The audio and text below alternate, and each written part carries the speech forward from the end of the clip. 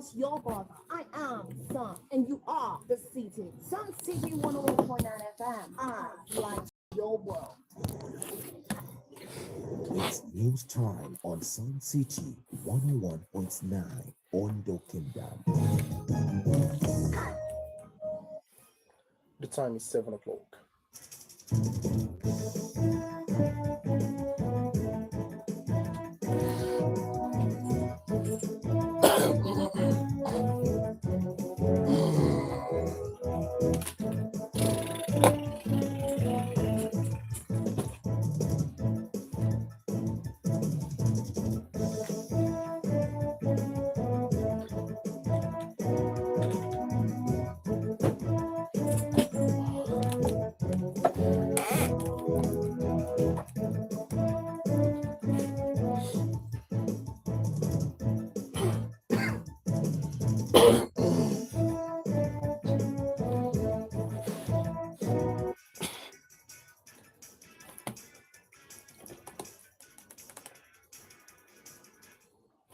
Good evening. Here is Sun City FM News at 7. My name is Marty Ugolo. Tonight,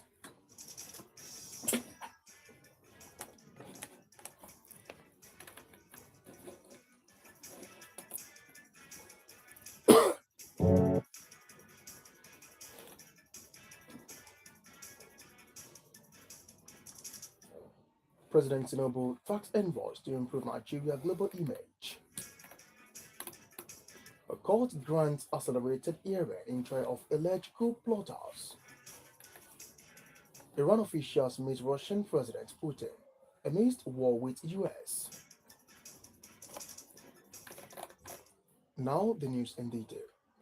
President Bola Tinubu has charged Nigeria's newly appointed ambassadors and high commissioners to work towards improving the country's global image. Tinubu gave the charge at the opening of an induction course for the Envoys at the Ministry of Foreign Affairs in Abuja. Represented by the Secretary to the Government of the Federation, Senator George Akume, the President said the appointment reflected the administration's confidence in the ability to advance Nigeria's interest on the international stage, urging them to pursue foreign investment and strengthen strategic partnerships. According to the President, Tinubu noted that the global system is undergoing rapid transformation, driven by shifting geopolitical dynamics, economic uncertainties, technological disruptions, climate challenges, and emerging security threats. He further explained that these developments have made the role of diplomat more critical than ever, stressing the need for envoys to adopt modern, result oriented approaches to diplomacy. Justice Joyce Abdulmalik of the Federal High Court, Abuja, has granted an accelerated hearing in the trial of six suspects accused of plotting to overthrow President Bola Tinubu's administration. The court fixed April 29, April 30, May 4, and May 5 for the commencement of trial proceedings and the hearing of bail applications filed by the defendant. During proceedings, the Attorney General of the Federation, Lateef Fagbemi, SAN, informed the court that the prosecution had been available subject to the convenience of the court. The counsel for the first defendant, Mohamed Ileyapo, indicated that his client's bail application was due for hearing. Justice Abdulmalik wrote that the trial will commence before any bail applications were considered.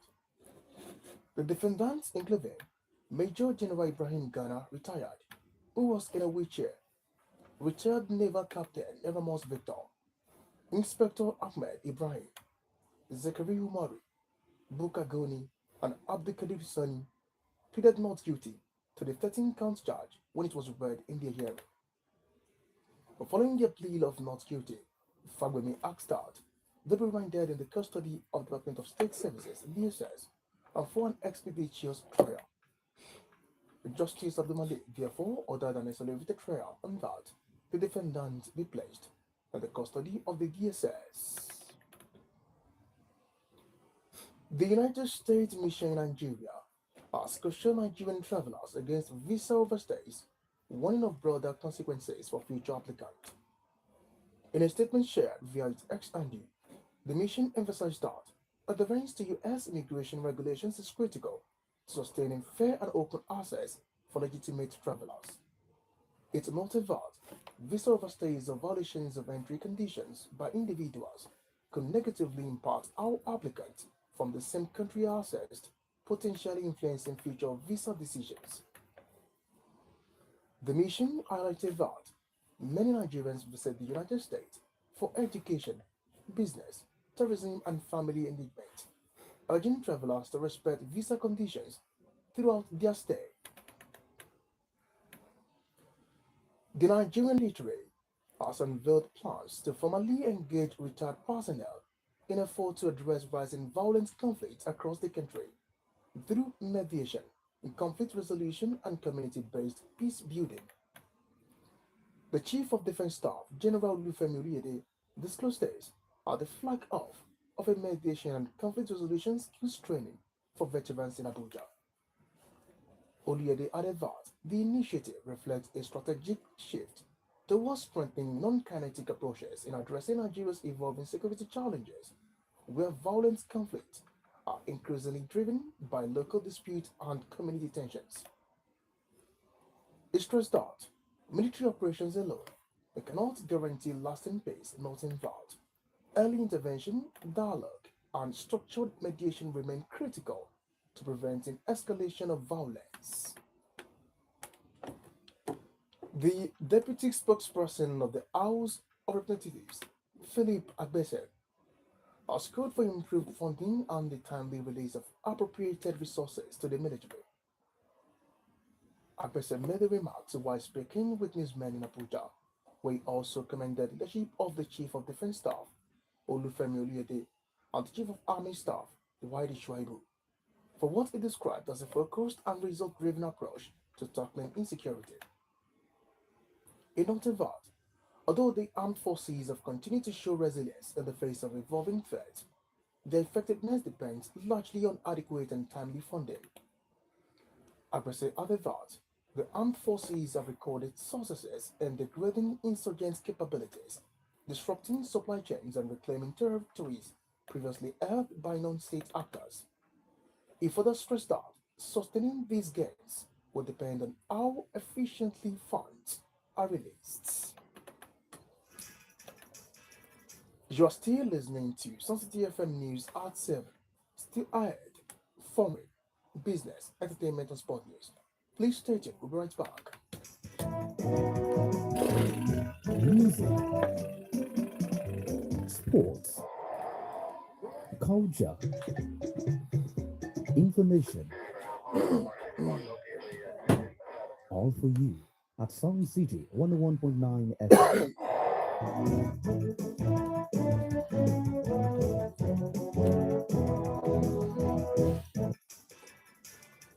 Welcome back. Glad to know you're still there. Now from the foreign scene. Amid war with US and Israel, Iran's foreign minister Abbas Araghchi has held a meeting with Russia President Vladimir Putin. During the meeting, Araghchi said excessive demands of the United States has led to failure of talks, noting that Iran will continue to fight the US. However, Putin stated that Russia will do everything possible to bring peace to the region. Recall that US President Donald Trump earlier said Iranian leaders can come to US or they can call if they want to talk, a day after cancelling a planned visit by his envoys to Pakistan for negotiations. On the business desk, the Nigerian Communications Commission (NCC) says it is working on plans to make more affordable smartphones available in Nigeria as rising costs continue to squeeze consumers. Speaking at a media parley in Abuja, the Commission's Executive Vice Chairman Aminu Maida acknowledged the strain high device prices have placed on Nigerians, revealing that efforts are underway to ease access to cheaper options. In 2026, smartphone prices have surged to record levels, largely driven by currency depreciation, inflation, and import-related costs. And now to the showbiz world. Nigerian seasoned actor G. Mike has described internal sabotage as the major challenge facing the Nigerian movie industry. In an interview with Newsman, Ike said, the industry is full of saboteurs who cannot help themselves and need therapy. He noted that if he can change one thing about Nollywood, it can be to purge saboteurs from the industry. And finally, from the sports arena, a Paris Saint-Germain coach, Luis Enrique, says no team in Europe can claim to be better than is right now as the French giants prepare for their Champions League semi-final showdown against Bayern Munich. Speaking with Newsman, Eric said, in terms of consistency, maybe Bayern are a little bit above his team, stressing that they've shown that no team is better. PSG are in the semi-finals for a third straight season since Luis Enrique became coach in 2023 and are hoping to claim back-to-back Champions League titles after winning the trophy for the first time last season. Recall that they have reached this stage by defeating Chelsea and Liverpool in the last two rounds. With the sport news, we have come to the end of Sun City FM News at 7. You call us on SMS to 0705 661 1019 or 0811 809 8314. The news was edited by Akintunde Akinyemi on behalf of the ground crew. My name is Matthew Ugolo. Good evening and thank you for listening.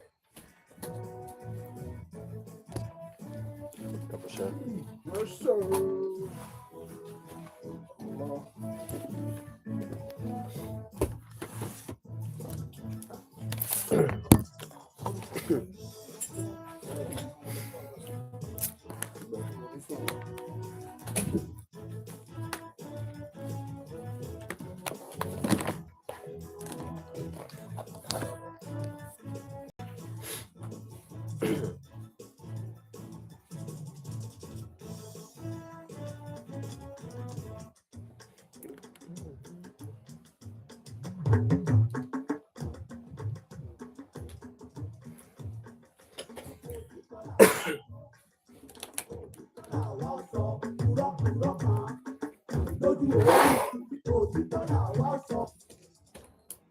Mo kí yín àkúṣẹ́ látàárọ̀ ẹ̀sìnkú àṣálẹ́ ìròyìn àṣálẹ́ la mọ́ sí ti gbọ̀nyìn láti kàn ní Sun City 101.9 FM Ondo lálẹ́ yìí ni wọ́n kó sínú lẹ́nu báyìí. Ààrẹ Bọ́lá Tinubu ti rọ àwọn aṣojú ilẹ̀ yìí nílẹ̀ òkèèrè tó ṣẹ̀ṣẹ̀ yàn láti ṣojú ilẹ̀ Nàìjíríà dáadáa láwọn ilẹ̀ òkèèrè. Ilé-ẹjọ́ ti pàṣẹ láti ṣe ìgbẹ́jọ́ àwọn ọmọ ogun eléyìí tí wọ́n fẹ̀sùn kàn wípé wọ́n fẹ́ sòpàpà ìjọba lóní kíákíá.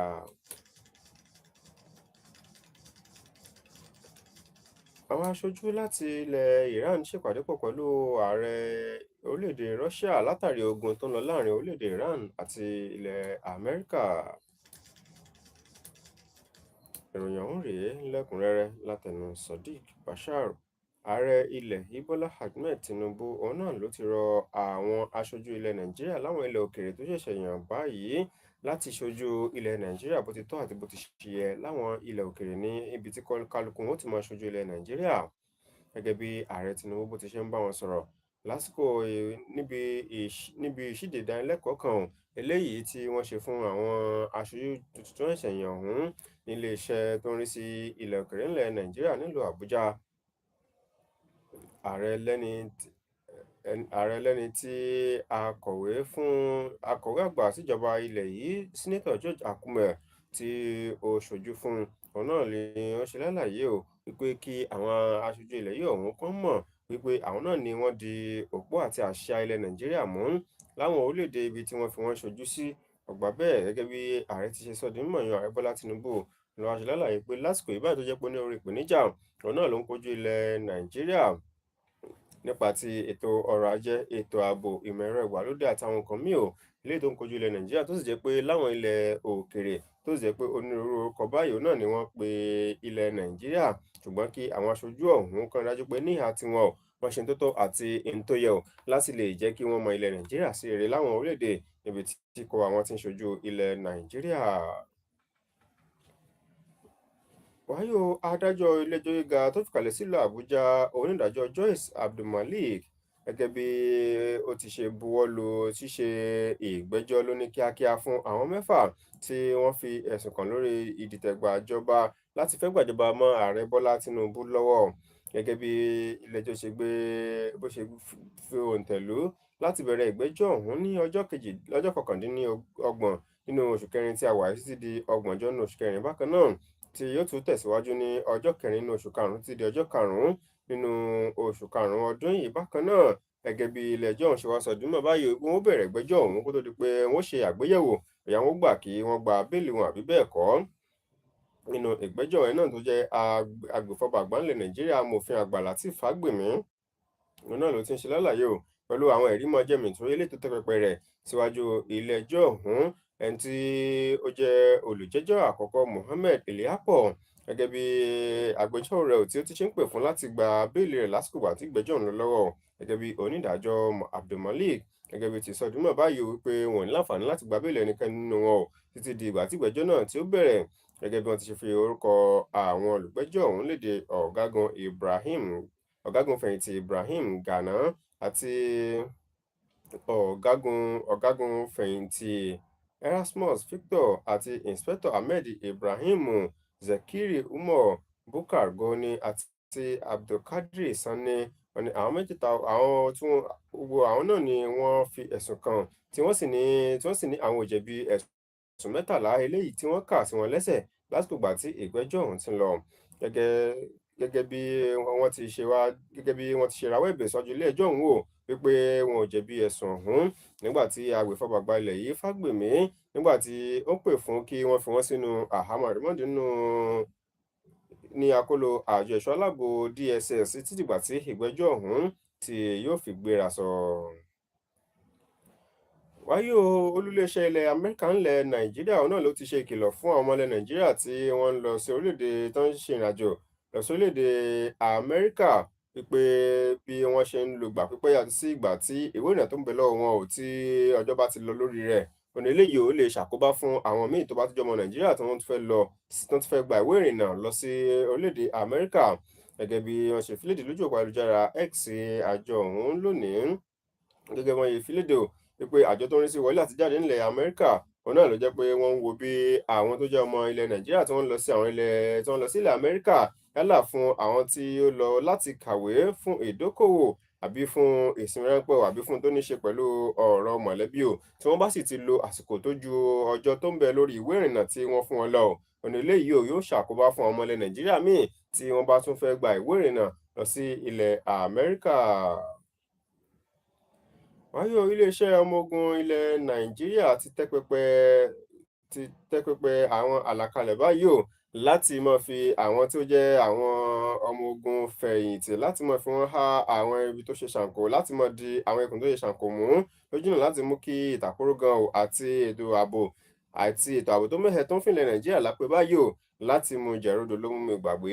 Gẹ́gẹ́ bí ẹni tí ó jẹ́ adarí àgbà fún iléeṣẹ́ tó ń rí sí ètò ààbò ńlẹ̀ Nàìjíríà ọ̀gágun Olúfẹ́mi Olúyẹdé gẹ́gẹ́ bí ó ti ṣiṣẹ́ lójú ètò ọ̀hún tí wọ́n sì ń ṣe àwọn ìdánilẹ́kọ̀ọ́ fún àwọn ọmọ ogun fẹ̀yìntì náà nílùú Àbújá. Olúyẹdé ló ti ṣe lálàyé pé àgbékalẹ̀ ètò òun náà ló jẹ́ láti mú kí àwọn ọmọ ogun fẹ̀yìntì tí wọ́n sì nífẹ̀ẹ́ láti tún sin ara wọn síwájú sí o láti tún lo ọgbọ́n ìmọ̀ ohun òye wọn àti ìrírí wọn lẹ́nu iṣẹ́ o kó túbọ̀ jẹ́ kí ètò ààbò ilẹ̀ yìí o kó túbọ̀ jíngiri sí dáadáa o. Ó ní eléyìí yóò jẹ́ ojúnà láti mú kí àlàáfíà kó padà sí gbogbo àwọn ibi tí sálàsígbà tó ti ń ṣẹlẹ̀ káàkiri ilẹ̀ Nàìjíríà yóò sì tún ṣàlékún ètò ààbò ní tìbútòrò ilẹ̀ Nàìjíríà. Wàyí o, igbákejì abẹnugan fún ilé-ìgbìmọ̀ aṣojú-ṣòfin ilẹ̀ yìí Philip Agbese òun náà ló ti ké síjọba àpapọ̀ ilẹ̀ yìí o láti máa ya owó tó tọ́ àti lásìkò tó tọ́ fún iléeṣẹ́ ọmọ ogun ilẹ̀ Nàìjíríà. Gẹ́gẹ́ bí Agbese tó ṣe ń sọ di mímọ̀ lásìkò ìgbà tó ń bá àwọn oníròyìn sọ̀rọ̀ nílùú Àbújá o. Ibẹ̀ náà ni ó ti ṣe lálàyé tó sì gbóṣùbà fún ìdarí iléeṣẹ́ ọmọ ogun ilẹ̀ Nàìjíríà lábẹ́ ìdarí Olúfẹ́mi Olúyẹdé gẹ́gẹ́ bí ó ti ṣe sọ di mímọ̀ tó sì gbóṣùbà fún ọ̀gágun Wahidi Shaibu àti ọ̀gágun Olúfẹ́mi Olúyẹdé o. Ó ti sọ di mímọ̀ wípé wọ́n ń ṣe takuntakun o lójúnà láti mú kí ètò ààbò ilẹ̀ yìí kó túbọ̀ kẹsẹ̀ járí dáadáa sí i. Gẹ́gẹ́ bí ìṣẹ̀lẹ̀ àlàyé pé àwọn ọmọ ogun ilẹ̀ yìí ọ̀hún o, òun náà yẹ pé onírúurú àwọn ìpèníjà òun náà ni ó ń kojú wọn, ṣùgbọ́n àgbésẹ̀ wá rọ ìjọba àpapọ̀ ilẹ̀ Nàìjíríà láti máa ya owó tó tó sọ́tọ̀ fún iléeṣẹ́ ọmọ ogun ilẹ̀ yìí àti lásìkò tó tọ́ kí ó lè bá máa jẹ́ ìrìnjẹ kó sì máa jẹ́ láti lè máa fi ṣe àwọn nǹkan tó nílò láti ṣe òtún sì máa jẹ́ bíi kóríyá àti àwọn nǹkan tó nílò láti fi máa kojú àwọn agbésùmọ̀mí fún àwọn ọmọ ogun náà. Ìròyìn àṣálẹ́ ilẹ̀ ṣe ń gbọ́ láti kàn ní Sunset FM lábala kejì ìròyìn lẹ́yìn tí gbọ́ ìròyìn láti ilẹ̀ òkèèrè, ìròyìn ìdókòwò àti ìròyìn eré ìdárayá. Ẹ má yí kúrò, à ń padà bọ̀.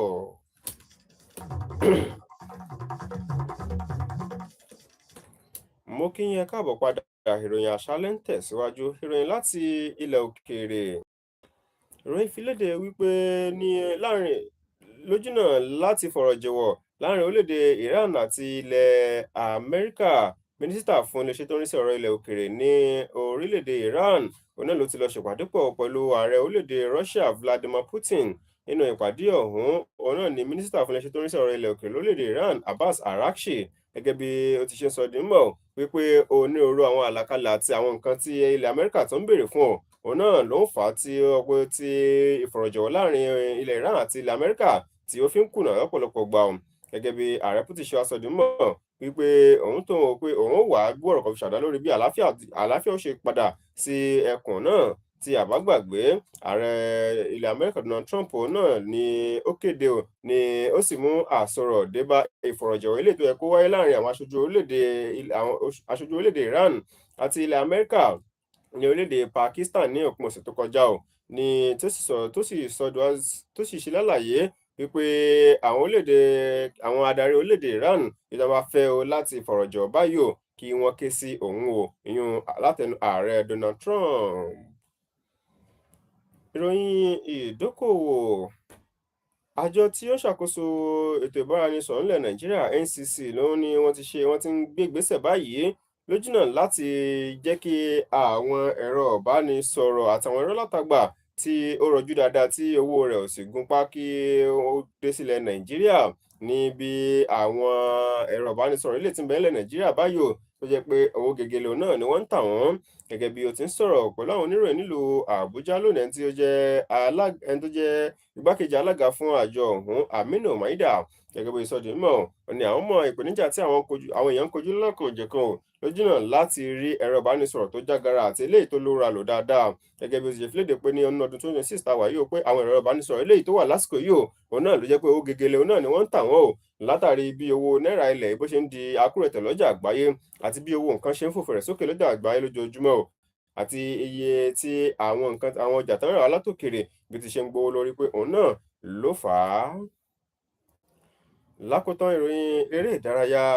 Akọ́nimọ̀ọ́gbá ikọ̀ PSG Luis Enrique òun náà ló tọ́jú mọ̀ báyìí pé ní ilẹ̀ Europe lónìí wípé kò sí ikọ̀ kankan tó fẹ́ẹ̀ dáa tó ikọ̀ PSG pé òun sì lè sọ wípé kankan pé wọ́n ti lè yanyan dáadáa wọ́n lè tàbí lè gbé ju ikọ̀ PSG lọ. Gẹ́gẹ́ bí ó ń sọ eléyìí lásìkò ìgbà tó múra sílẹ̀ fún ìfẹsẹ̀wọnsẹ̀ eléyìí tí yóò wáyé nínú ìpín tó kàn sí àṣekágbá láàrin ikọ̀ ọ̀hún àti ikọ̀ Bayern Munich. Gẹ́gẹ́ bí ó ti ń bá àwọn oníròyìn sọ̀rọ̀ Eric sọdún mọ́ wípé lásìkò yìí wípé ikọ̀ Bayern Munich ikọ̀ PSG náà ṣe fọwọ́ rọ́ sẹ́yìn nínú àwọn ikọ̀ tó ń ta bí elégbé nínú ìdíje ti Champions League. Gẹ́gẹ́ bí ìsọ̀rọ̀ sọdún mọ́ báyìí pé ọdún kẹta rèé látọdún 2023 tí wọ́n ti ń dé ìpele semi-final. Wọ́n ní gẹ́gẹ́ bí ó ṣe flédè wípé tí a bá gbàgbé wípé lákọ̀ọ́kọ́ òun náà ni ikọ̀ PSG ló jẹ́ pé ikọ̀ Chelsea ni wọ́n já tó fi dé ìpele semi-final tó sì já ikọ̀ Liverpool náà ní ọdún méjì, ikọ̀ Chelsea àti Liverpool ọdún méjì sẹ́yìn eléyìí tó fi pegedé fún ìpele ti semi-final nínú ìdíje ti Champions League. Màá gẹ̀ ìpéǹpéjú ní àlàáfíà pẹ̀lú ìròyìn eré ìdárayá òní àmọ́ wo akọ̀ròyìn àṣẹlẹ̀ tó ní gúnlẹ̀ láti kàn ní Sunset FM. Tó bá ní ohunkóhun tó ń ṣẹlẹ̀ lágbègbè yín tẹ́fẹ́ bùn wá gbẹ́lẹ̀ pò wá tàbí fi àtẹ̀jíṣẹ́ sọ̀rọ̀ sórí ẹ̀rọ ìbánisọ̀rọ̀ 07056611019 tàbí 08180983814. Akíntúndé Akínyẹmí lolóòtú ìròyìn ọ̀hún lórúkọ àwọn tó ń jọ ṣiṣẹ́ pọ̀ kóròyìn náà jọ. Sodiq Bashir ló kà á sétí gbọ̀yìn. Ẹ ṣeun bí ẹ ṣe ń gbọ́ wá.